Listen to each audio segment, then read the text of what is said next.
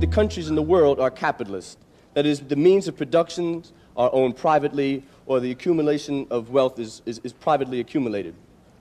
Most of these countries have severely repressive governments, and most of them suffer from huge unemployment rates, hunger, and poverty. If we look at India as compared to China, which has twice as many people, and under its system, the Chinese system, has been able to achieve things for the masses of people which India could not even consider. The same thing goes... Would you come to your question, please? All right. Just two more points, because excuse me, I'd like a little bit of free speech myself. That's okay.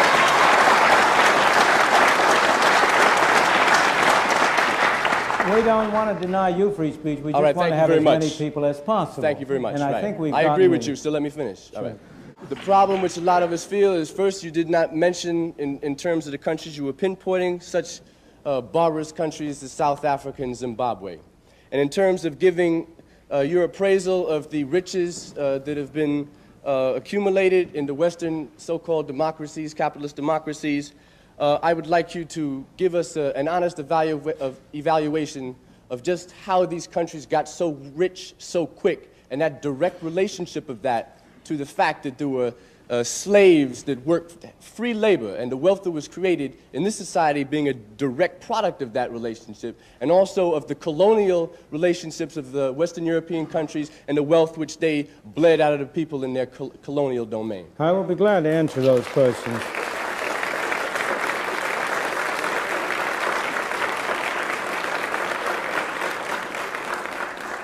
First of all, there's a sense in which every country in the world is capitalist.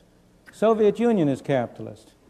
Every country in the world has large capital under control. And the real question is, of course, the organization whereby the capital is controlled. In the Soviet Union, it is controlled by the state or by officials of the state. In the second place, capitalism is not a sufficient condition for freedom. It's a necessary condition for freedom. I never said that wherever you had capitalism, you had freedom. I never said that. I never made that statement. I made the opposite statement. Wherever you had freedom, you had capitalism. Capitalism is a necessary condition for freedom, but not a sufficient condition for freedom. In addition, you need relatively broad access to capital and a relatively free market. Again, relatively. You need competition. I usually refer to it as competitive capitalism to distinguish it from certain kinds of systems which have been capitalist and have all of the bad qualities that you describe. In the second place, because I don't want to take too much time, to go to your final points. In the second place, it simply is not true that the enormous increase in the well-being of the free countries of the West arose out of slavery. Slavery was a blot on our escutcheon, there is no question. And of course, it was a disgrace to this country to have had slavery as long as it did. But if you take Britain, which did not have slavery. I'm going to go to the colonies. That's the next point. I'm trying to take one point at a time. The gentleman made two separate points. One had to do with one had to do with slavery, and one had to do with colonies. Britain did not have slaves.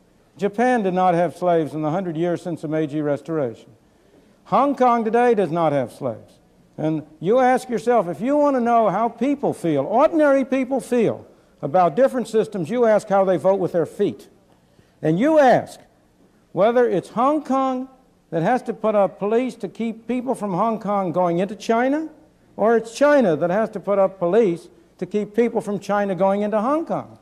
So look at the way people vote with their feet before you judge which society gives them better conditions. But in any event,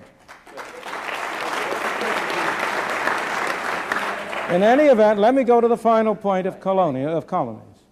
In the first place, it's not true that the wealth or the benefits of the West derive from exploiting the colonies. The facts are against you. The reason why you say that is because it is so hard for people to get out of the notion that life is a zero-sum game. They think if one man benefits, another must lose. But in a free market, both people can benefit. Now, if you take the case of Africa, the wheel had not been invented in parts of Africa by the end of the 19th century.